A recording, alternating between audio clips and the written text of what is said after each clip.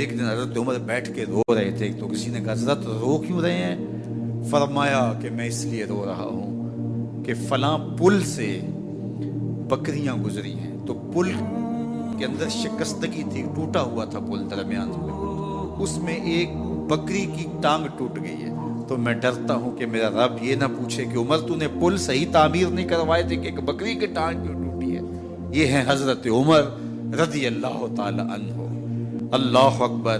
تو اللہ تعالیٰ جل شانہ نے حضرت سیدنا عمر بن خطاب رضی اللہ تعالیٰ عنہ سے جو کام لیا، مختصر دور خلافت کے اندر 10 سال 6 ماہ 4 دن آپ نے خلافت فرمائی ہے، لیکن کہاں سے چلے اور یہاں مکران تک، بلوچستان کا حصہ ہے، یہاں تک آپ کے سلطنت کی حدود وسیع، ادھر آرمینیا تک جا پہنچے، حمص فتح کیا، قادسیہ، یرموک۔ آپ ذرا دیکھیے کہ کہاں تک آپ کی فوجوں کے گھوڑے دوڑتے رہے، اور اللہ تعالیٰ جل شانہ نے ان کو جو توانائی، عدل و انصاف کی قوت عطا فرمائی۔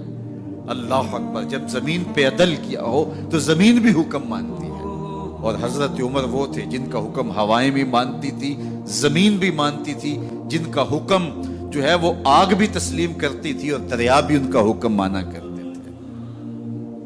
مصر کے اندر یہ رسم بد جاری تھی کہ سال کے بعد ایک دوشیزہ کو زیورات پہنا کے اچھے لباس میں ملبوس کر کے دریا کی بھیڑ چڑھایا جاتا، اس کی قربانی دی جاتی، اس کا خون بہتا تو دریا چلتا۔ جب مسلمانوں نے مصر فتح کیا تو گورنر نے لکھا کہ اسلام تو اس طرح کی رسوم کی اجازت نہیں دیتا، لیکن خشک سالی ہے، لوگوں کی فصلیں ویران پڑی ہے، تو حضرت کیا کیا جائے؟ تو حضرت عمر رضی اللہ تعالیٰ عنہ کاغذ کے ٹکڑے پہ لکھتے ہیں بسم اللہ الرحمن الرحیم، مصر کے نیل کی جانب عمر کا خط لکھتے ہیں، اے نیل اگر تو اللہ کے حکم سے چلا کرتا ہے تو چل، ورنہ ہمیں تیرے چلنے کی کوئی حاجت نہیں ہے۔ اور قاصد کو کہا یہ خط لے جاؤ اور جا کے دریائے نیل میں پھینک دو۔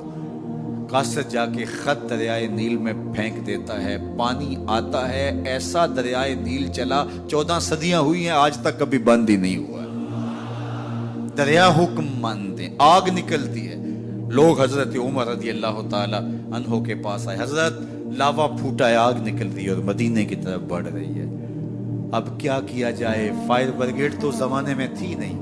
عمر نے اپنی قمیض اتاری، جس قمیض پہ 17 پیوند لگے ہوئے تھے چمڑے کے، کہا یہ قمیض لے جاؤ، جدھر آگ بڑھ رہی ہے آگے ڈھالنا، آگ پیچھے بھاگ جائے گی۔ زلزلہ آتا ہے تو زمین پہ دھرا مارتے ہیں، زمین رک جا، کیا عمر نے تیری چھاتی پہ عدل نہیں کیا ہے؟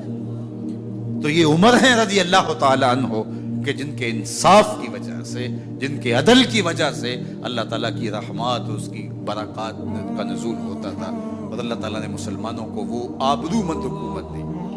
کائنات کی تاریخ کے اندر ایسی حکومت آپ نے نہیں دیکھی ہوگی جو حضرت عمر نے حکومت کی ہے۔ اللہ اکبر۔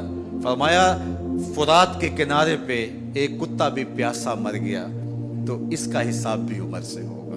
باہر سے سفیر آتا ہے اور آ کے پوچھتا ہے کہ میں امیر المومنین کے، مسلمانوں کے حکمران کے محل میں جانا ہے، تو مسکرا کے کہتے ہیں ہمارے امیر کا تو کوئی محل نہیں ہے۔ کہا کہاں ہے تمہارا امیر؟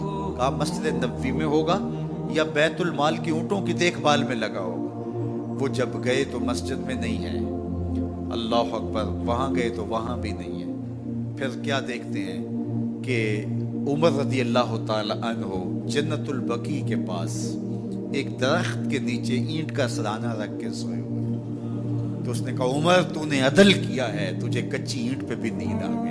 ہمارے حکمرانوں نے انصاف نہیں کیا، اور وہ بند اور محفوظ کمروں کے اندر بھی سکون اور چین کی نہیں سو سکتے۔ حضرت سیدنا عمر رضی اللہ تعالیٰ عنہ نے اس طرح ان امور سلطنت نبھائے۔ آپ دن کو لوگوں کی دیکھ بھالی کرتے، لوگوں کی ضروریات سنتے سمجھتے، اور جب رات پڑتی لوگ سو جاتے، عمر مدینے کی گلیوں میں پہرا دیتے۔ کائنات نے کوئی ایسا بھی حکمران دیکھا ہوگا؟ اللہ اکبر۔ وہ مجاہد جو مختلف محاذات پہ گئے ہوئے ہوتے، ان کے گھروں کی دیکھ بھالی کرتے، ان کی ضروریات کا خیال رکھتے، ان کی آبرو کا پہرا دیتے۔ راتوں کی تنہائیوں کے اندر حضرت عمر اٹھتے اور جا کے گشت کرتے، چکر لگاتے، دیکھتے کوئی آنکھ پر نم نہ ہو، مفلسی کا کسی گھر میں ماتم نہ ہو۔